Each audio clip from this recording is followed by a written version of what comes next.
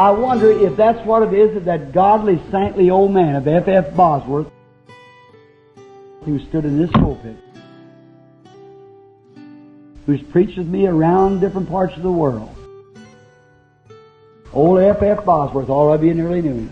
Yeah. Godly, saintly old man. 2 hours before, well, about a week or two before he left, I went to him, and there he laid back there, way nearly 90 years old. His little old arms reached out.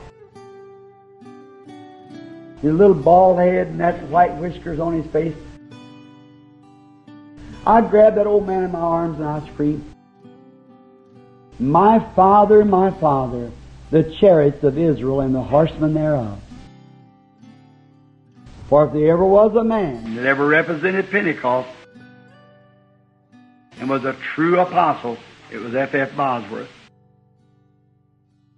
Clean, straight, real gospel. See, it was Bosworth.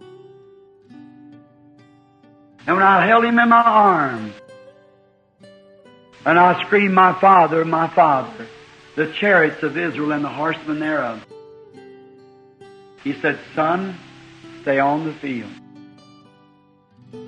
Said, beat some of these young fellows to the foreign fields if you can before they get a lot of fanaticism over there. Take them that real gospel that you've got, man. He said, your ministry hasn't begun yet to what it will. Said, you're a brand new Branham. He said, you're young, son. I said, Brother Bosworth, I'm 48 years old. He said, you haven't started yet. He said, don't let these young Pentecostal preachers get over there. That's a lot of nonsense and poison the thing up and get all the diplomats and all the country against it before you get there. Said, move on, Brother Branham. Go on with the gospel that you got. He said, I believe that you are an apostle or a prophet of the Lord our God. I looked at him. I hugged him in my arms. I said, Brother Bosworth, I want to ask you a question. What was the happiest time of your moment of all your years that you preached? He said, right now, Brother Branham. I said, do you know you're dying? He said, I cannot die. Amen.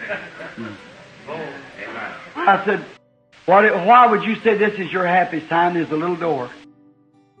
He said, I'm laying here with my face turned towards that door. Most any minute, the one that I've loved, the one that I've preached for and stood for all these my life, he'll come to that door for me, and I'll go with him. I looked at him, I thought I looked at him the same as I would be at Abraham, Isaac, or Jacob. Took his hand, I said, Brother Bosworth, we both believe the same God, we believe the same thing. By the grace of God, I'll preach until the last breath leaves my body. I'll stay true to God as I know how to stay. I'll not compromise with the gospel on any side or any place. I'll stay as true as I know to stay. Brother Bosworth, I'll meet you in a better land where you'll not be young, or not be old anymore, but young. He said, you'll be there, Brother. Don't you worry. 2 hours before he died, about 2 months later, I thought he was dying then. A wife come in, seen him. He always thought so much of her. And then Mrs. Bosworth, about 2 hours he'd been laying sleeping. He raised up. He looked and he jumped up from his bed. He said, Mother, well, I haven't seen you for years. Dad, Brother Jim. Why, I said, let's see, you was one of my converts to the Lord at Joliet, Illinois. You'd been dead for 50 years. Yes. He said, your sister so-and-so? Yes. I led you to the Lord at the Winnipeg meeting. Yeah. Why, your sister so-and-so. I haven't seen you yet. See, you come to the Lord at so-and-so. And for 2 straight hours he shook hands with ones that he had led to the Lord. Amen. Walked right back to his place, laid down, crossed his hands, and that was it. Amen. Did Brother F.F. BOSWORTH enter that land Amen. that Jesus let me view the other night? If it is, he's there, a young man tonight. God rest his soul. And may I ever live so faithful that I'll enter that land. And may I be so true a servant to Christ. I'm ashamed of my life. I'm ashamed if I've sinned before you people. You owe it to me to come tell me. See, I try to live upright in everything that God lets me do by His grace. See. But look, friends, you owe it to me. If you know anything that's wrong with my life, come tell me so. And look, I owe it to you to stand here and preach you the true gospel. Yes. I owe it to you. Because I'm expecting to see each one of your faces.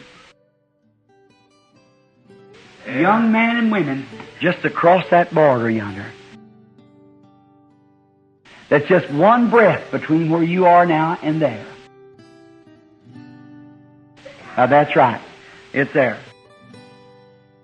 And may the God of all grace, the God of heaven, not sacrilegious but in reverent Papa, on that great day when we be presented back here and have our earthly bodies again, so we can drink and eat the grapes and the fruit of the land.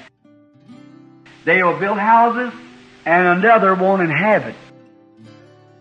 They'll plant vineyards and another won't eat thereof. See, one man plants a vineyard, his son takes it, and then his son takes it, but not in this case. Amen. He'll plant it and stay there. Right. Amen. That's right. Amen. We'll be there forever. And may in that land, may I see every one of you.